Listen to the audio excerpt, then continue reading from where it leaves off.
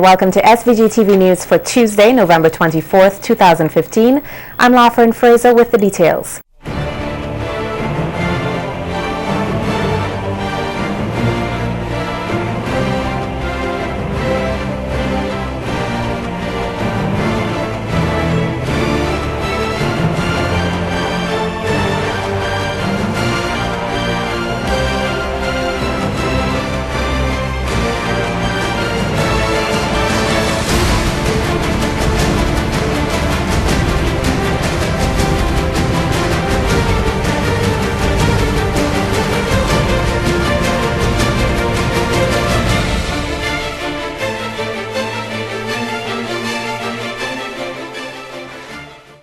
Yesterday, November 23rd, 2015, officially concluded the 15-day special registration period for voters.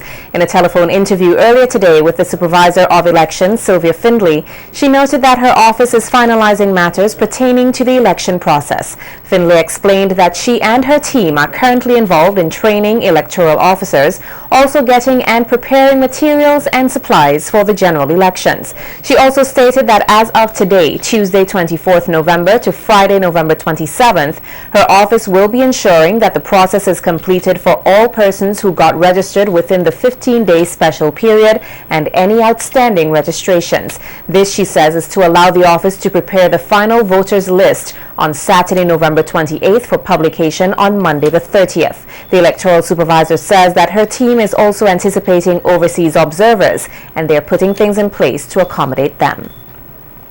And with just about 2 weeks to go before Vincentians head to the polls to elect a new government, the Electoral Office has released the names of the candidates nominated from the 4 political parties to contest the general elections. Here's a look at the candidates in this report by Sharon Garraway.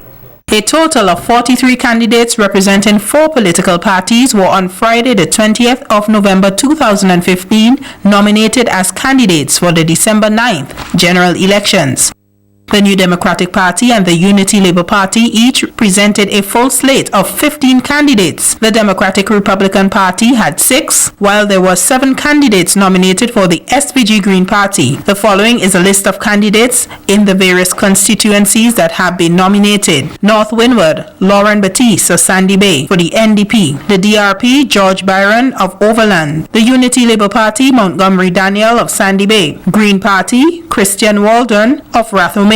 In North Central Windward, Ralph Edward Gonzalez of French's. DRP, Haron Grant of Byra. NDP, Kenroy Johnson of Georgetown. South Central Windward, Soboto Caesar of San Souci. SVG Green Party, Kenneth Horn of Stubbs. NDP, Addison M. Thomas of South Union. South Windward, Noel Dixon of the NDP, Stubbs. SVG Green Party, Ivan O'Neill, Harmony Hall. Unity Labour Party, Alphas Stevenson, Bridgetown. Mariqual, the NDP, Curtis Bowman of Richland Park. ULP, Sinclair Jimmy Prince of Rivulet. Green Party, Adela Samuel of Redemption Sharps. DRP, East St. George, Calvert Batiste of Bel Air. Unity Labour Party, Camilo Gonzalez of Rathomil. NDP, Linton Lewis of Cane Hall. Green Party, Camille McPhee of Calder. West St. George, Anissa Batiste of Bel Air. NDP, Julian Ferdinand of Arnisvale. ULP, Cecil Mackey of Arnisvale. East Kingstown, Luke Brown, Cane Garden. NDP, Arnhem Eustace of Rathomil. DRP, Karima M. Primus of Roseau. Central Kingstown, Green Party, Marsha Caruth of Calder. NDP, Sinclair Leacock of Dorsetshire Hill. ULP, Walsworth Beresford Phillips of New Montrose. West Kingstown, Green Party, Natasha Black of Calder. Unity Labour Party, Deborah Charles of Lomans Leeward. NDP, Daniel Cummins, Redemption Sharps. South Leeward, Wendell Paris of Lacroix. NDP, Nigel Stevenson, Kettles. ULP, Jomo Thomas, Camden Park. Central Leeward, NDP, Benjamin Exeter, Layou. ULP, Louis Straker, Layou. In North Leeward, Carlos James of the Unity Labour Party of Cane Hall. NDP, Roland Patel Matthews, Petty Bodell. Northern Grenadines, ULP, Herman Belmar of La Pompe, Beckway. NDP, Godwin Lorraine Friday, Mount Pleasant, Beckway. And the Southern Grenadines, NDP, Terence Oliver, Clifton Union Island. ULP, Edwin Snag, Clifton Union Island. The 2015 general elections has already been predicted to be a tight race by political pundits. Sharon Garraway, SVG Television News. And leader of the Unity Labour Party, Dr. Ralph Gonsalves, says the slate of candidates on the ULP ticket is a representation of the future of the party and its leadership. According to the leader of the party, Dr. Gonsalves, the party has always provided candidates who are trained and have experience. Dr. Gonsalves says all of the candidates who are ready to serve their constituents will be launched this Saturday, November 28th, at a rally in Caliacua. Presence from 2001. And we have had additions in 2005 and then in 2010, and then we have new candidates also in 2015. Indeed, if we have four candidates from 2001, which means that the party is well grounded in experience. And then we have new faces who have come along. And we have, in 2010, several new faces, but persons who are well trained and experienced. Outlining the qualifications of all the ULP candidates as well as himself, Dr. Gonsalves said that the members are all hardworking and dedicated individuals who have achieved great accomplishments and will continue to do so. And sometimes people ask, well, how do you do it? Well, you have seen how I've done it every single year, and every single year when it is predicted by the doomsdayers that the bottom is going to fall out of the economy, and that has not happened. And we have weathered the worst, and we are on the threshold of what I call a better harvest. NDP candidate for the Northern Grenadines, Dr. Godwin Friday, is urging party supporters to hold fast with the NDP for employment, better representation and effective governance. At a recent meeting in Bequia, Dr. Friday says that the NDP has a plan to develop Bequia into a self-sufficient island with greater opportunities and better healthcare facilities. By training in the hospitality field, and the government got money, from the European Union to do the research, to do the study, and we asked the question about it in the Parliament. The Honorable Terence Olivier did, I did as well on several occasions, and they said that they were studying it and they were going to do in the implementation phase, but nothing was done. And again, our people lose out. These are the things that are beneficial to the ordinary people, the families, to maintain the dignity that all human beings are born with, to be able to provide for your children, to be able to look your family in the eyes and say, we can fix this. If you have a health problem, we can deal with it. If you need to send your child to school, we can deal with that. If you need to repair the roof on your house, you can deal with that, because you're owning your own keep. That is not so much to expect. It is what governments are supposed to help you to do. Additionally, Dr. Friday says that it's time for change, and he is confident of his chances at the polls on December 9th because he believes that the people of the Northern Grenadines are ready to achieve greater things for themselves. This area is a lot of potential here, and it needs to be developed in a way that it elevates the community, but it also allows people to appreciate the beauty that we have to offer here in Bequia. And we will work on that. We may not be able to do it in one step, but we will do it in phases and do it in a constructive and methodical way, so that it's not just hammer, what they call the word, where it's hammer-carry all over the place. This is something that we are going to do for the people in this community. Not because only it's pretty and because the people deserve it, but because we know it makes good economic sense. Because we are a tourism environment, and we can't let the place run down like it is now. With a longer, more detailed version already available online, the Unity Labour Party launched the printed copy of their 2015-2020 Vision with Labour Love manifesto yesterday. Leader of the party, Dr. Ralph Gonsalves, said that copies will be made available at the party's rally on Saturday, November 28th at the Caliacua playing field, where the party's 15 candidates will also be launched. According to Dr. Gonsalves, the manifesto stands as an integrated whole between the private, cooperative and state sector sectors, and that any person aiming to create a better manifesto would have to put in a great effort. The opposition's manifesto, they have cribbed a number of things from here, but because they do not have a holistic, integrated approach, it's like, you know, you just bite in a piece here, bite in a piece there, and it looks disjointed and inchoate because it doesn't form a consistent whole. And you read this, and you read our manifesto of 2015, and you will see a clear vision and a whole bundle of practical programs and policies to uplift the country. Highlighting a few of the many plans and policies illustrated in the manifesto, Dr. Gonsalves said that he and his members have carefully analyzed the needs of the country before outlining their plans or policies. He noted that he has never falsified any projects and assured that every Vincentian will reap benefits from all proposed plans and programs by the ULP. And we have done the studies by among the best people in the world, and we have gotten the financing for those studies through the Caribbean Development Bank.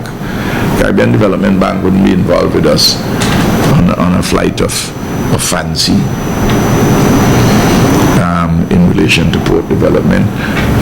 Geothermal again, it's an absolute no-brainer. You have to do geothermal. You have the resource, and we have excellent partners.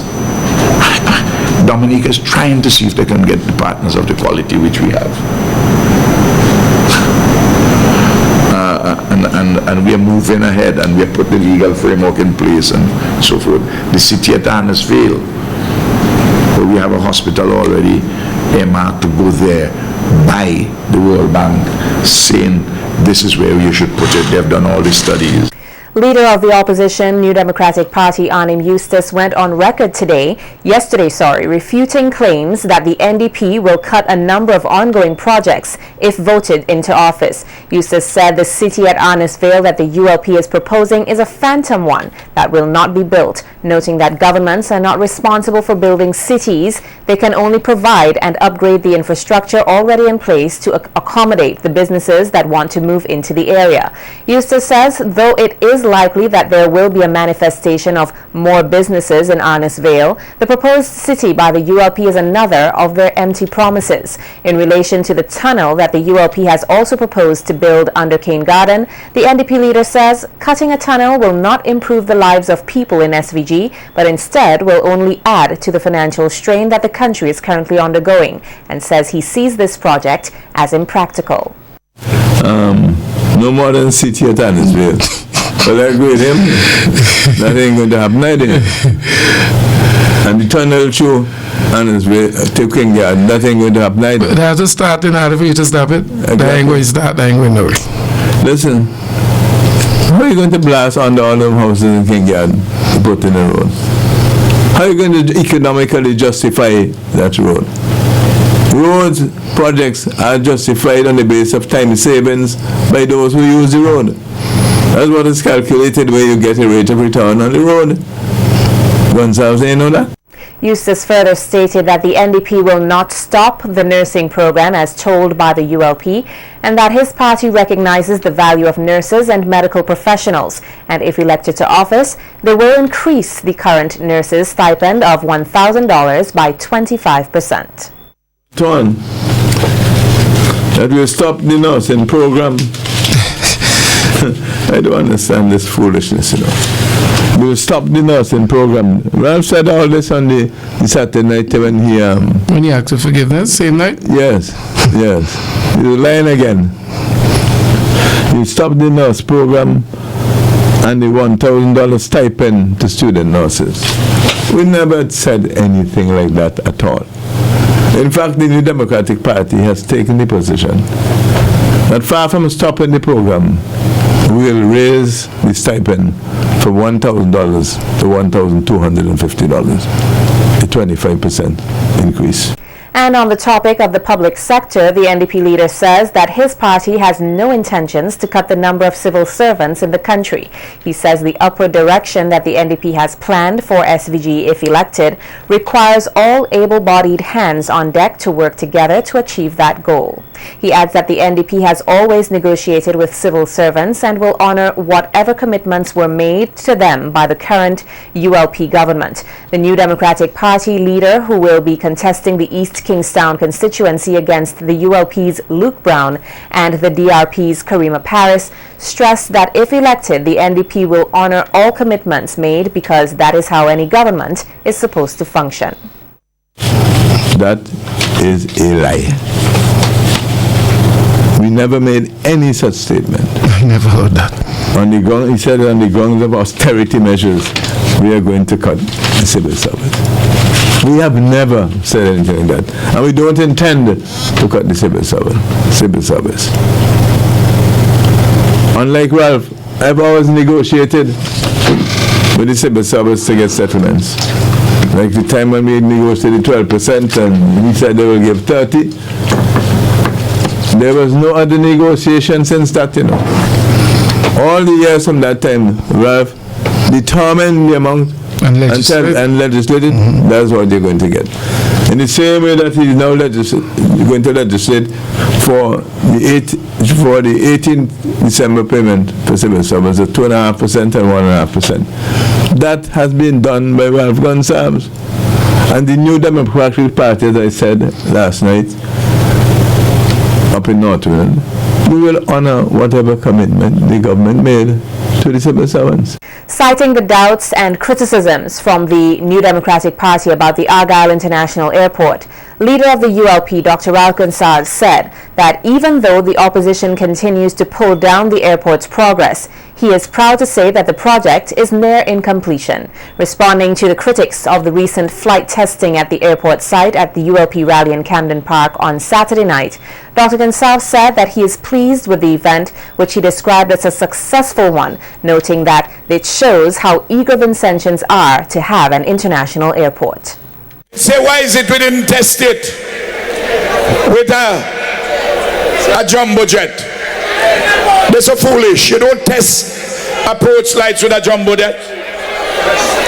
You want to tell the experts how they must do their tests? The Eastern Caribbean Civil Aviation Authority doing their work within the context of the International Civil Aviation Organization. If they don't know these things, why they don't ask Ralph? Dr. Gonsalves reiterated that the airport will officially be opened when he has dotted all the I's and crossed all the T's. You know, we give you very specific things which are real, which we have been working on, in the same way that we are giving you the Argyle International Airport. And I say tonight again, if they do not stop badmouthing the Argyle International Airport before this election campaign is out, I will put a Lear plane out at Argyle. And leader of the NDP, Arnim Eustace, says his party values education and that they were the first political party to first implement the economically disadvantaged student loans in 1997. According to Eustace, the principal beneficiaries were the poor, defined as persons whose household income is less than $10,000 annually, persons from single-parent families, and large poverty-stricken households, and households where the primary breadwinner has become disabled. The NDP leader adds that if elected to office, they will only increase the number of scholarships because they believe education is the key to moving this country forward to the future. So the whole idea of economically disadvantaged student loans started with the NDP in the 1990s.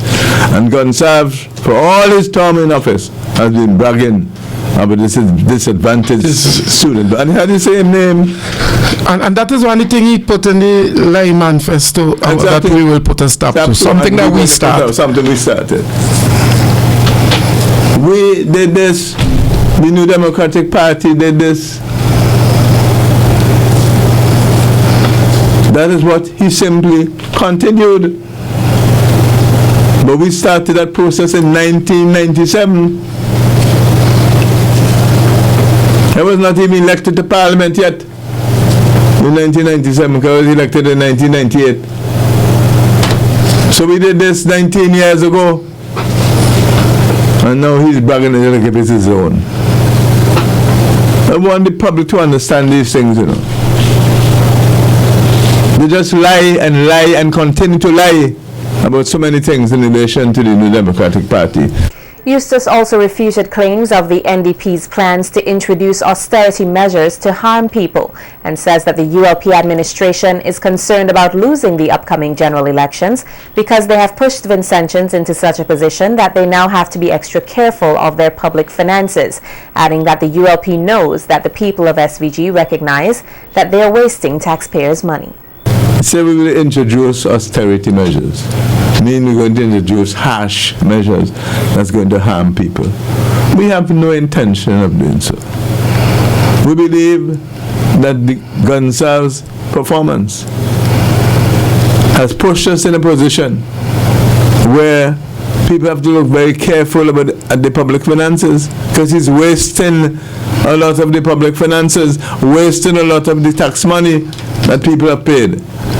When you're going to give out $13 million in building materials for election purposes from the consolidated fund and give it only to your own people, you are violating all the rules. That is what is wrong. And it has to be repaid. So the same people will have to repay it.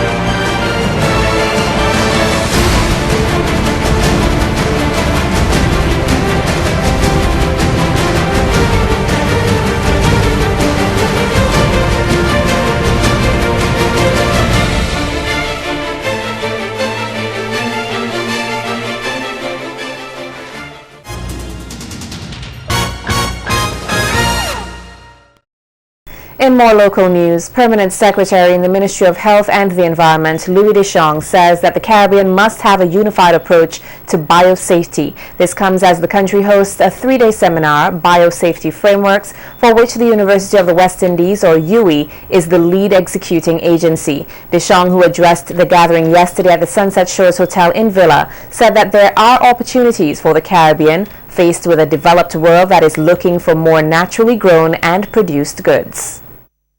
There must be a common understanding of a regional approach and cooperation to apply a similar level of biosafety protection in compliance with the CPB. Modern biotechnology, ladies and gentlemen, brings with it a significant or several significant advances in sustainable agricultural development, medicine, and remediation of the environment. And the new initiatives in biotechnology can provide Caribbean countries with opportunities to manage our natural resources on the rugged path which leads to socio-economic development. The workshop, which is being held in collaboration with the University of Alpen Adria in Switzerland, is being held under the theme Socioeconomic Considerations in GMO Decision-Making. Deschamps says that the socioeconomic challenges such as diseases and the overexploitation of ecosystems impact the progress of rural economies in a genetically modified organism world. It is indeed gratifying, given the expanded use of genetically modified crops in the developing world, that the conversations and the training opportunities regarding the inclusion of socioeconomic considerations in the biosafety regulatory process are beginning to take root. The relevance of socioeconomic considerations in risk assessment and management of GMOs is indeed paramount in the light of the potential impacts on biological diversity that may in turn put on the line rural livelihoods, agricultural economies, and also national economies.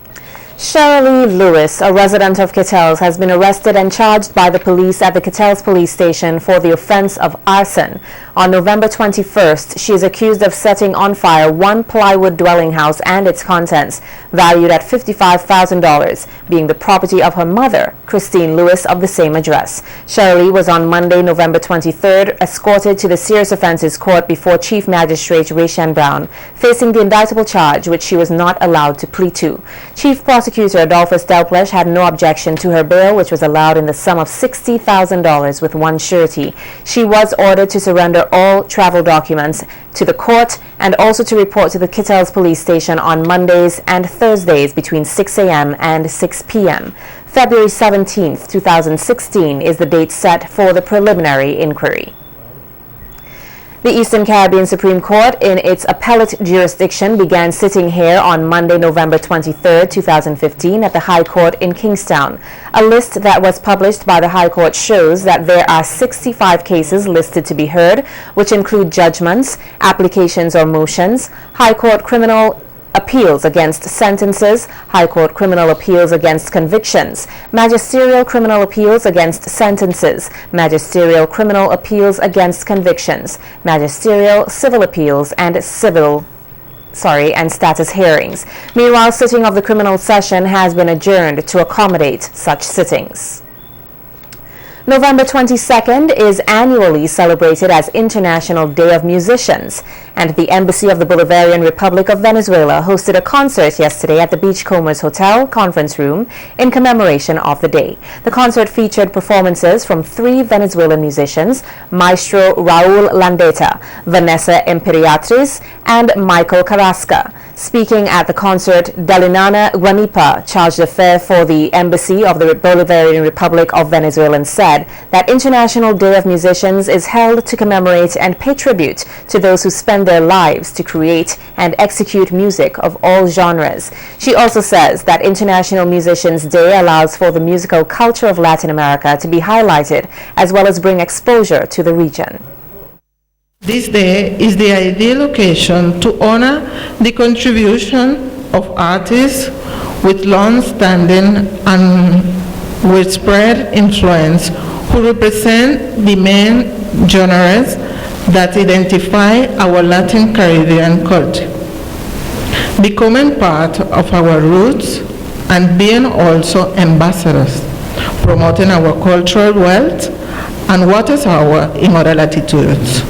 Revolutionizing the international music is seen. We're now going to show you a sample of the performances at last evening's concert.